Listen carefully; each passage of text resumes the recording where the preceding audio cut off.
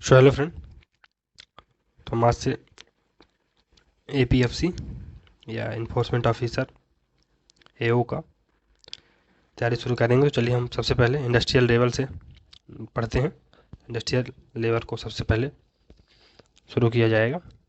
तो चलिए स्टार्ट करते हैं। इसमें कुछ चीज़ें पहले से बता दी जाए कि इंडस्ट्रियल रिलेशनशिप एक कॉम्प्लेक्स इशू है और जो वेस्टर्न इंडस्ट्रियल रिलेशंस हैं वो इंडियन इंडस्ट्रियल रिलेशन से डिफरेंट है। क्यों? क्योंकि फॉर एग्जांपल एक प्रोसेस होती है, एक कंट्री एग्रीकल्चर से मैन्युफैक्चरिंग की तरफ शिफ्ट होती है जब एग्रीकल्चर सरप्लस में आ जाती है तो, और फिर लाइकवाइज मैन्युफैक्चरिंग से सर्विसेज की ओर बढ़ती है। लेकिन भारत में एग्रीकल्चर तो 90s 80s आते आते प्रॉस्परस हो गई थी, सरप्लस एग्रीकल्चर हो गया था, लेकिन मैन्युफैक्चरिंग सेक्टर उतना विकसित नहीं था। तो 90s के पहले तक हम देखते हैं कि भारत में कोई ऐसा इंडस्ट्रियल बेस बहुत बड़ा नहीं था।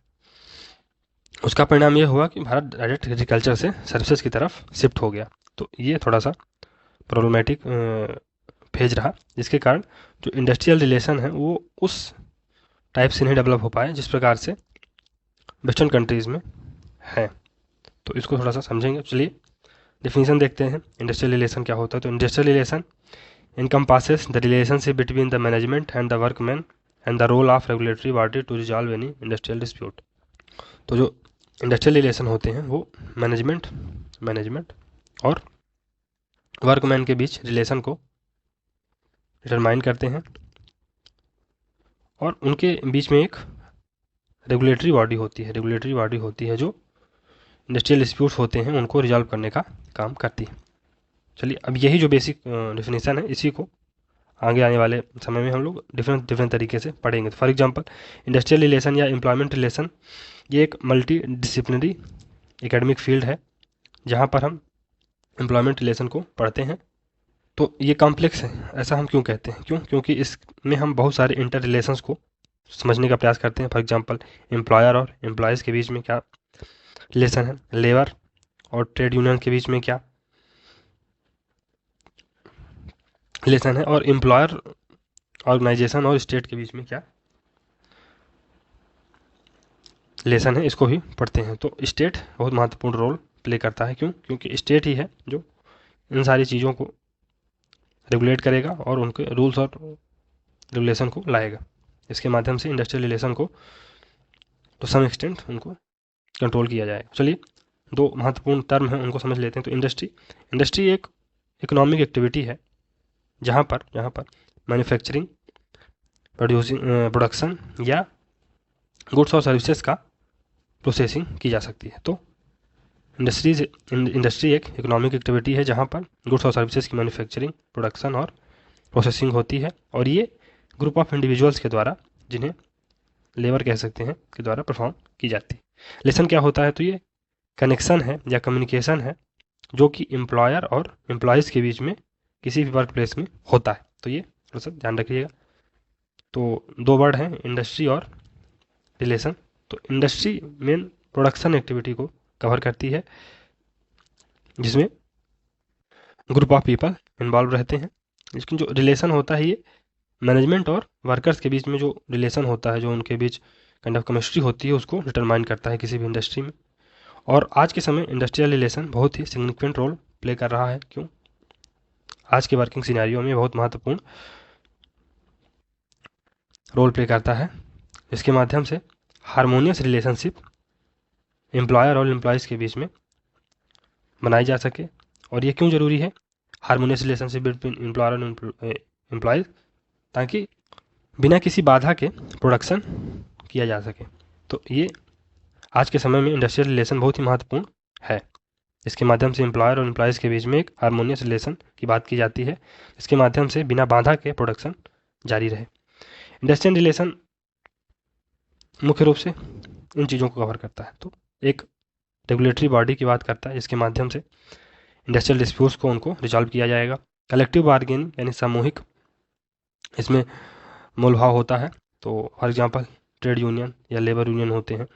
तो वो काइंड ऑफ है ना ग्रुप ऑफ पीपल से मिलकर बने होते हैं, तो वो कलेक्टिवली अपने हितों के लिए बार्गेन करते हैं मैनेजमेंट से, गवर्नमेंट से। तो ये थोड़ा सा ध्यान रखने की बात है। इसमें मैनेजमेंट का रोल होता है, यूनियंस का भी रोल होता है, जो वेरियस ट्रेड यूनियंस होते हैं, लेबर यूनियन होते हैं, और गवर्नमेंट का भी रोल होता है। क्यों? क्योंकि गवर्नमेंट ही इन दोनों को है ना रूल्स और रेगुलेशन के माध्यम से इनको रेगुलेट करने का काम करेगी। तो ये थोड़ा सा ध्यान रखने की बात है। लेबर लेजिस्लेशन ये भी महत्वपूर्ण भूमिका निभाएंगे, और इसमें वर्कर्स ग्रीवांस रिड्रेसल सिस्टम भी होगा। तो अगर किसी वर्कर्स को मैनेजमेंट को लेके या अपने वर्किंग कंडीशन या किसी भी प्रकार से ग्रीवांस है, तो उसको रिजॉल्व करने के लिए एक रिड्रेसल सिस्टम होना चाहिए। इसमें डिसिप्लिनरी पॉलिसी और प्रैक्टिसेस भी आती हैं, और इंडस्ट्रियल रिलेशन ट्रेनिंग की बात भी की जाती है। चलिए आगे बढ़ते हैं। तो इसमें जो डेल योडर हैं उनके अनुसार इंडस्ट्रियल रिलेशन की क्या परिभाषा है उसको समझते हैं। तो इंडस्ट्रियल रिलेशन एक डेजिग्नेशन है a whole field of relationship तो रिलेशनशिप कई प्रकार की हो सकती है ना। फैमिली में रिलेशनशिप होती है, दोस्तों के बीच रिलेशनशिप होती है, लेकिन ये जो इंडस्ट्रियल रिलेशन है प्रोफेशनल रिलेशनशिप है, जो कि क्यों जरूरी है? क्योंकि है ना जिसके माध्यम से, तो ये क्यों एग्जिस्ट करती है? क्योंकि एक नेसेसरी अनिवार्य कोलैबोरेशन होता है मेन और वुमेन्स के बीच में, जहाँ वो एम्प्लॉयमेंट का काम करते हैं। तो उनके बीच एक नेसेसरी कोलैबोरेशन होता है मेन और वुमेन के बीच। इसके कारण जो इंडस्ट्रियल रिलेशन है एक प्रोफेशनल फील्ड है। चलिए आगे बढ़ते हैं। आर्मस्ट्रॉन्ग क्या कहते हैं? तो industrial relation is concern with the system and processes used by union and employer to determine the reward for effort. तो इंडस्ट्रियल रिलेशन का कंसर्न किससे है?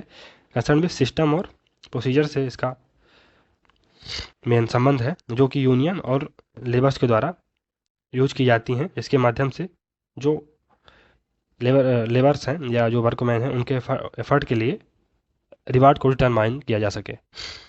अदर कंडीशन ऑफ एम्प्लॉयमेंट क्या हो सकती है? फॉर एग्जांपल एम्प्लॉयड और एम्प्लॉयर और एम्प्लॉय के इंटरेस्ट को प्रोटेक्ट करना, और इस चीज़ का भी रेगुलेशन करना कि एम्प्लॉयर और एम्प्लॉयज़ है ना, तो एम्प्लॉयर एम्प्लॉयज़ को कैसे ट्रीट करेंगे, इस चीज़ का भी को भी रेगुलेट किया जाता है इसके माध्यम से, इंडस्ट्रियल रिलेशन के माध्यम से। बीवी सिंह के माध्यम का क्या ओपिनियन है इंडस्ट्रियल रिलेशन के बारे में? तो ये industrial relations are an integral aspect of social relation arising out of employer employ interaction in modern industries which are regulated by state in varying degrees। तो इंडस्ट्रियल रिलेशन सोशल रिलेशन के integral aspect हैं, जो कि employ और employer के interaction के कारण उत्पन्न होते हैं। कहाँ? मॉडर्न इंडस्ट्रीज में, और उन्हें स्टेट के द्वारा अलग अलग डिग्री में रेगुलेट किया जाता है। और इसमें ऑर्गेनाइज सोशल ग्रुप्स होते हैं, सोशल फोर्सेस होती हैं, और बहुत सारे काइंड ऑफ फोर्सेस होती हैं जो एग्जिस्टिंग इंस्टीट्यूशन को इन्फ्लुएंस करती हैं। This involves a study of state, the legal system and the workers and employers organisation at the institutional level. तो ये स्टेट की स्टडी को है ना की बात करता है, लीगल सिस्टम की स्टडी की बात करता है, और वर्कर्स और जो एम्प्लॉयर होते हैं उनके जो ऑर्गेनाइजेशंस होते हैं उनके इंस्टीट्यूशनल स्तर पर उनकी स्टडी को ये अपने आप में समाहित करता है। And of the patterns of the industrial organisation including management, और वो इंडस्ट्रियल ऑर्गेनाइजेशन के पैटर्न को जहाँ पर मैनेजमेंट इंक्लूडेड होता है को भी स्टडी की बात करता है। कैपिटल स्ट्रक्चर मतलब ये जो टेक्नोलॉजी वगैरह यूज की जाती है, कैपिटल स्ट्रक्चर होता है, लैंड लेबर कैपिटल, ये उसकी भी स्टडी की बात करता है। कंपनसेशन कैसे दिया जाएगा लेबर फोर्स को, और मार्केट फोर्सेस है ना, मार्केट फोर्सेस की स्टडी को इकोनॉमिक लेवल के हर एक स्टेज पर ये स्टडी करने की बात करता है। Encyclopaedia of Britannica define industrial relation more elaborately. तो the concept of industrial relation has been extended to denote the relationship of state with employer workers and other organisation. तो जो ब्रिटानिका इंसाइक्लोपीडिया है उसने इंडस्ट्रियल रिलेशन की एक अलग kind of elaborated definition दी है। तो ये जो इंडस्ट्रियल रिलेशन है उसको एक्सटेंड करने की बात करता है।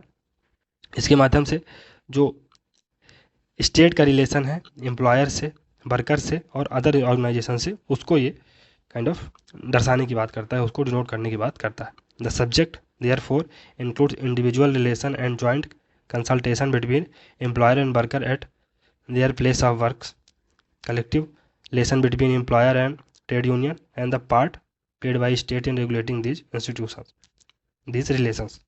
तो इस विषय में नियोक्ता और श्रमिकों के बीच अपने कार्यस्थल पर व्यक्तिगत संबंध और संयुक्त परामर्श, नियोक्ताओं और श्रमिक संगठनों के बीच सामूहिक संबंध तथा इन संबंधों को विनियमित करने में राज्य द्वारा निभाई गई भूमिका शामिल है। तो ये महत्वपूर्ण बात है। Industrial relation now safely be defined as a coin having two faces. तो इंडस्ट्रियल रिलेशन को एक ऐसे कॉइन के रूप में डिफाइन किया जा सकता है जिसके दो फेस हैं, कॉपरेशन और conflict. This relationship undergoes change from thesis to antithesis and then to synthesis. तो पहले थेसिस होगा, फिर एंटीथेसिस होगा। तो फॉर एग्जांपल बेच बढ़ाने, तो वर्कर्स वेज बढ़ाने की बात करेंगे, और एंटीथेसिस होगा जो मैनेजमेंट होगा, वो काइंड ऑफ वेज को बढ़ाने की बात नहीं करेगा या उसको स्टेटस को पर रखने की बात करेगा। लेकिन फिर सिंथेसिस बनेगा, तो मान लो अगर वर्कर्स हैं वो 50% हाइक की बात करते हैं और वर्कर और जो मैनेजमेंट है वो 20 या 20% मान लो बात करते हैं, तो एक काइंड ऑफ एमिकेबल सिचुएशन पैदा होगी। इसके माध्यम से 35% वेज हाइस पर बात रुक जाएगी, तो ये सिंथेसिस बन जाएगा। Thus, the relation starting with cooperation soon changing into conflict and after its resolution again changes into cooperation। तो जो प्रॉब्लम है जो कॉपरेशन पे स्टार्ट होती है वो कॉन्फ्लिक्ट पर जल्दी कॉन्फ्लिक्ट पर तब्दील हो जाती है, और उसके रिजोल्यूशन के बाद जब प्रॉब्लम रिजॉल्व हो जाती है तो फिर से कॉपरेशन में चेंज हो जाती है। This changing process become a continuous feature in industrial system and makes IR concept a dynamic and evolving one. तो ये जो है ना, ये जो चेंजिंग प्रोसेस है ये कंटिन्यूअस फीचर बन जाती है किसी भी इंडस्ट्रियल सिस्टम में, और जो इंडस्ट्रियल रिलेशन का कॉन्सेप्ट है उसे डायनेमिक और इवॉल्विंग बना देता है। Good industrial relation help to run an industry effectively and successfully. तो अगर इंडस्ट्रियल रिलेशन गुड है तो वो किसी भी इंडस्ट्री को इफेक्टिवली और सक्सेसफुली रन करने में बहुत ही महत्वपूर्ण भूमिका निभाते हैं। चलिए नेक्स्ट देख लेते हैं। First world war was the opportunity in disguise for local factories in India. तो जो फर्स्ट वार हुआ था, फर्स्ट वर्ल्ड वार 1914 से 1918 के बीच में, वो जो लोकल इंडस्ट्रीज थी, लोकल फैक्ट्रीज थी, उनके लिए एक काइंड ऑफ वरदान बनकर आया था। क्यों? क्योंकि जो एलाइड पावर थी वहाँ पर, फॉर एग्जांपल ब्रिटेन, तो वहाँ पर जो गुड्स हैं, सर्विसेज हैं, उनकी शॉर्टेज हो गई थी। तो यहाँ की जो इंडस्ट्रीज थी, भारत की जो लोकल फैक्ट्रीज थी, वहाँ से प्रोडक्शन बढ़ा के वहाँ पर अच्छे दामों पर बेचा जाता था। तो ये काइंड ऑफ बोन साबित हुआ था। Prices of products went up, है ना, तो जो प्रोडक्ट्स की प्राइजेस थी वो बढ़ गई, प्रॉफिट्स भी बहुत ज़्यादा बढ़े, लेकिन वेज हमेशा की तरह उतने ही रहे। तो इंडस्ट्रीज के प्रॉफिट तो बढ़ गए, क्यों? क्योंकि प्राइजेज ऑफ प्रोडक्ट बढ़ गए थे, लेकिन प्रॉफिट तो बढ़ा, लेकिन वेज वर्कर्स के सेम रहे। तो ये महत्वपूर्ण घटना थी। इस दौरान कौन कौन से एक्ट आए उनको देख लेते हैं। तो वर्कमैन्स कंपनसेशन एक्ट आया 1923 का, ट्रेड यूनियन एक्ट 1926 का आता है, और ट्रेड डिस्प्यूट एक्ट 1917 का आता है। Second world war change the condition and after that industrial employment act 1946 and industrial dispute act 1947 केम। तो सेकेंड वर्ल्ड वार था, उसने कंडीशन को पूरी तरह से चेंज कर दिया, और उसके बाद इंडस्ट्रियल एम्प्लॉयमेंट एक्ट 1946 आता है और इंडस्ट्रियल डिस्प्यूट एक्ट 1947 आता है। तो चलिए दोस्तों, अभी इसमें हम ब्रीफ में डिस्कस किया है, और आने वाले लेक्चर्स में इसको इंडस्ट्रियल रिलेशन को बहुत अच्छे से कवर किया जाएगा। तो ये APFC और इन्फोर्समेंट ऑफिसर और AU का जो पेपर है उसके लिए बहुत ही महत्वपूर्ण सीरीज होने वाली है। आशा करता हूँ आप लोगों का सपोर्ट मिलेगा। तो अगर आपको ये वीडियो सीरीज अच्छी लगी तो इसको लाइक सब्सक्राइब करिए दोस्तों। तो मिलते हैं अगले लेक्चर में, तब तक के लिए good bye and thank you very much for discussion.